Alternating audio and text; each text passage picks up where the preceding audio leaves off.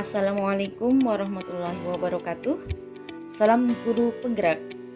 Saya Irna Mawati, peserta calon guru penggerak angkatan 7 dari SD Negeri Bojong 03 Kawanganten, Kabupaten Cilacap. Pada kesempatan kali ini, saya akan menyampaikan jurnal refleksi dwi mingguan modul 1.1. Adapun dalam refleksi ini, saya menggunakan model 4F yang dikembangkan oleh Dr. Roger Greenway, yaitu facts, peristiwa, feeling, perasaan, finding, pembelajaran, dan yang keempat, feature atau penerapan.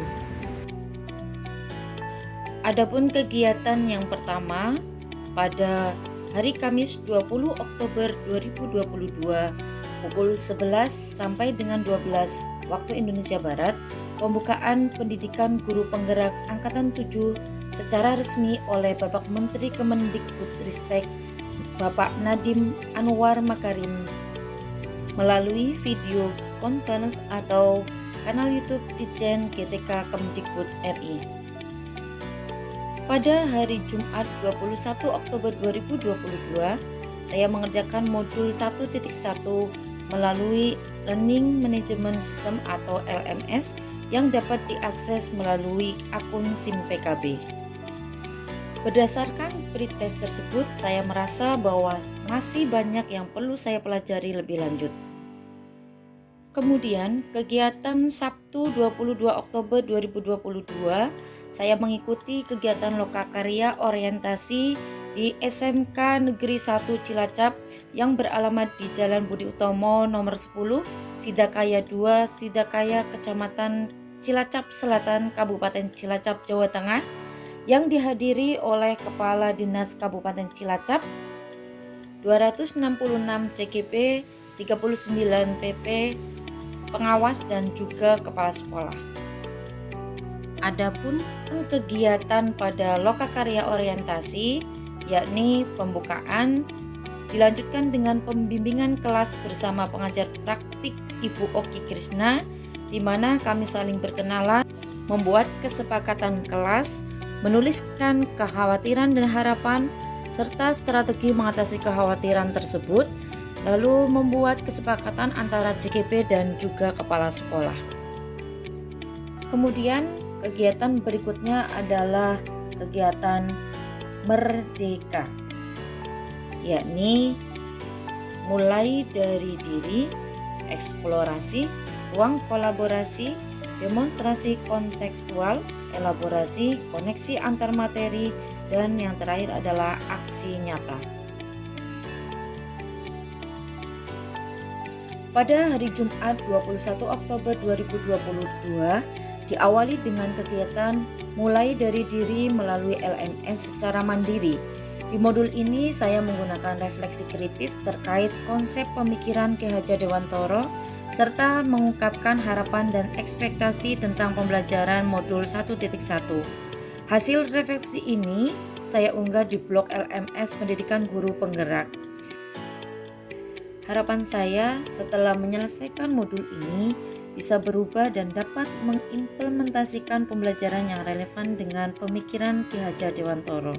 Kemudian, pada hari Selasa 25 Oktober 2022, saya mempelajari seluruh materi di LMS secara mandiri berupa bacaan atau video sejumlah 11 halaman. Setelah mempelajari materi secara mandiri, pada hari Rabu 26 Oktober 2022, bersama fasilitator, Ibu Lis, saya berlatih membangun kerangka berpikir dan menyampaikan ide serta gagasan berdasarkan konsep pemikiran Ki Hajar Dewantoro serta penerapannya dalam dunia pendidikan. Di akhir sesi, saya juga melakukan refleksi menggunakan Jamboard dan menuliskan beberapa pendapat. Di sini saya merasa senang karena saya semakin memahami konsep filosofis Ki Hajar Dewantoro dan mendapatkan beberapa referensi yang inspiratif dari rekan CGP yang lainnya. Di sela-sela kegiatan pendidikan guru penggerak modul 1, pada hari Kamis 27 Oktober 2022 pukul 13 sampai dengan 14 waktu Indonesia Barat, saya mengikuti pengenalan LMS Pendidikan Guru Penggerak CGP Angkatan 7 secara virtual. Dalam kegiatan ini, praktik penggunaan LMS melalui menu simulasi LMS. Pada hari yang sama, Kamis 27 Oktober 2022 pukul 16 sampai 18.15, saya mengikuti ruang kolaborasi melalui video conference yang dipandu oleh fasilitator. Pada sesi ini, melalui mode penugasan kelompok di ruang virtual, saya berkolaborasi dengan rekan sekelompok kenali nilai-nilai luhur kearifan budaya daerah lokal dan dikaitkan dengan pemikiran Ki Hajar Dewantoro. Saya mendapatkan kelompok 2 yang mengangkat kearifan lokal tentang sambatan.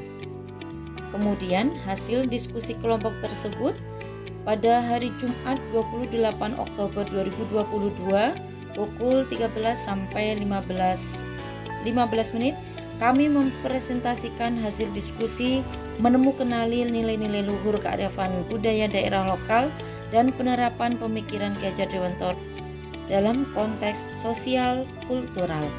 Setelah pemaparan, ada sesi tanya jawab terkait sambatan.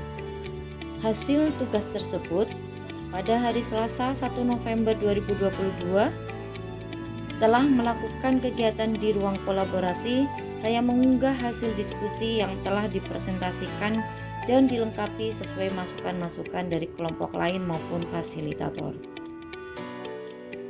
Senin 31 Oktober 2022, saya kembali mendapatkan tugas untuk membuat demonstrasi kontekstual pemikiran Ki Hajar Dewantoro dalam bentuk karya. Kali ini, saya membuat desain infografis tentang strategi dalam mewujudkan pemikiran Ki Hajar Dewantoro, yakni pendidikan yang berpihak pada murid.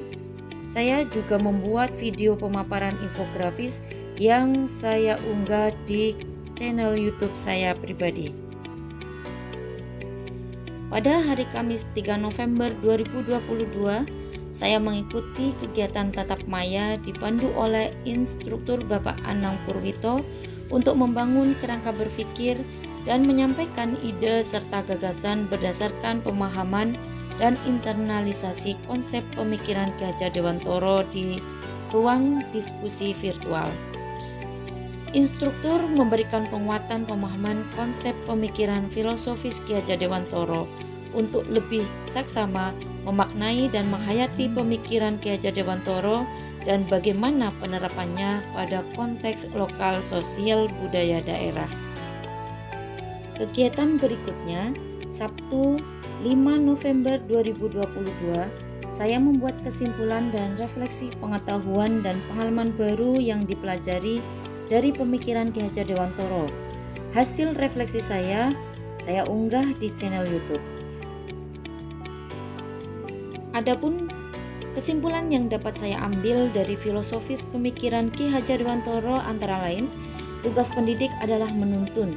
Pendidik ibarat petani, pendidik sebagai pamong, pendidikan yang berpusat pada anak dan penanaman budi pekerti. Adapun kegiatan merdeka yang terakhir yakni aksi nyata. Nah, berikut saya sampaikan dokumentasi aksi nyata pembelajaran langsung di kelas 6 SD Negeri Bojong 03. Kegiatan yang pertama, membuat rangkaian listrik paralel dan seri. Anak-anak difasilitasi untuk membuat rangkaian listrik paralel maupun rangkaian listrik seri secara berkelompok, dan mereka diarahkan untuk menyimpulkan hasil percobaannya sendiri. Kemudian setelah melakukan percobaan, masing-masing kelompok mempresentasikan hasil percobaannya di depan kelas dan ditanggapi oleh kelompok yang lainnya.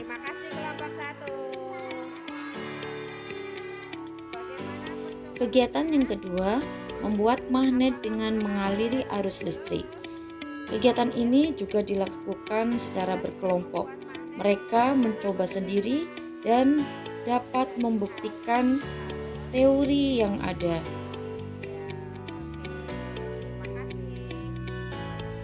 Dari kegiatan ini, pembelajaran yang dapat diambil, anak-anak dapat berkolaborasi dengan teman sekelompoknya, bisa bekerja sama, saling menghargai pendapat, dan dapat menemukan konsep pengetahuannya sendiri. Kegiatan yang ketiga, permainan mengenal bendera dan asal negaranya. Sesuai dengan kodrat anak adalah bermain. Di sini pembelajaran yang saya lakukan dengan konsep permainan secara berkelompok dan juga secara individu. Dengan demikian, anak merasa senang dan mudah menerima materi yang disampaikan. Aksi nyata berikutnya dalam pembelajaran di kelas 6 SD Negeri Bojong 03, yakni membuat buklet sederhana. Anak-anak menentukan sendiri tema yang dia inginkan, kemudian membuat buklet secara sederhana sesuai dengan kreativitas masing-masing. Lalu mereka juga mempresentasikan hasil karya sendiri di depan kelas. Kegiatan pendidikan guru penggerak ini tentu ada hambatan yang saya hadapi. Antara lain, di awal kegiatan pendidikan guru penggerak ini masih perlu adaptasi dalam penggunaan LMS. Yang kedua, saya juga masih kurang bisa memanage waktu karena banyak kesibukan di sekolah, ada kegiatan ANBK, dan juga persiapan kegiatan hari ulang tahun PGRI. Oleh karena itu, saya juga mencari solusi dari hambatan tersebut. Solusi yang saya dapatkan adalah melakukan pendampingan LMS oleh fasilitator, pengajar praktik, dan juga bertukar pengalaman dengan teman sesama calon guru penggerak. Solusi berikutnya membuat list tugas dan minta dukungan dari berbagai pihak, dari kepala sekolah, teman sejawat, siswa, dan juga keluarga. Refleksi yang kedua, feeling atau perasaan. Pada awalnya saya ragu mengikuti kegiatan pendidikan guru penggerak karena saya khawatir tidak bisa memenuhi tugas dan tanggung jawab saya, baik tugas kedinasan maupun tugas dari program kegiatan CGP ini. Namun setelah saya melewati kegiatan modul 1.1, berkolaborasi dengan rekan sejawat, pendampingan oleh fasilitator dan pengajar praktik, serta merefleksi pembelajaran selama ini, ternyata pembelajaran yang saya lakukan selama ini masih belum sesuai dengan pemikiran Ki Hajar Dewantoro. Oleh karena itu, saya melakukan evaluasi terhadap pembelajaran saya dan merasa tertantang untuk segera melakukan perbaikan baik dalam pemikiran dan tindakan, supaya dapat mewujudkan merdeka belajar di kelas atau sekolah saya. Refleksi berikutnya, findings atau pembelajaran. Pembelajaran yang saya dapatkan dari modul 1.1 antara lain, seorang pendidik menuntun bukan menuntut anak. Pendidik memfasilitasi murid dengan sepenuh hati sesuai kodrat alam dan kodrat zaman. Peserta didik bukan tabula rasa. Kemudian pembelajaran harus berpihak pada murid, menyeimbangkan cipta, rasa, karsa, dan pekerti. Jadilah pembelajar dan pembelajar yang merdeka. Dan F yang keempat, future atau penerapan. Setelah mengikuti kegiatan pendidikan guru penggerak ini, saya akan terus belajar untuk menggali dan berupaya untuk menerapkan pemikiran Ki Hajar Dewantoro di kelas atau di sekolah. Dalam hal ini, saya akan berupaya untuk menerapkan merdeka belajar sesuai dengan kemampuan dan kondisi yang ada di sekolah saya. Pada awal tahun ajaran, saya bersama murid sudah membuat kesepakatan kelas, akan tetapi ada beberapa hal yang perlu diperbaiki untuk membangun komitmen bersama. Selain itu, dalam pelaksanaan pembelajaran, Saya akan berupaya untuk merancang pembelajaran yang sesuai dengan pemikiran Ki Hajar Dewantara. Antara lain, merancang kegiatan pembelajaran yang sesuai dengan minat, bakat, dan kodrat anak. Salah satunya pembelajaran yang dikemas dalam bentuk permainan agar anak lebih antusias dan semangat belajar. Kemudian, merancang pembelajaran di luar kelas, praktik langsung atau sesuai kesepakatan dengan murid.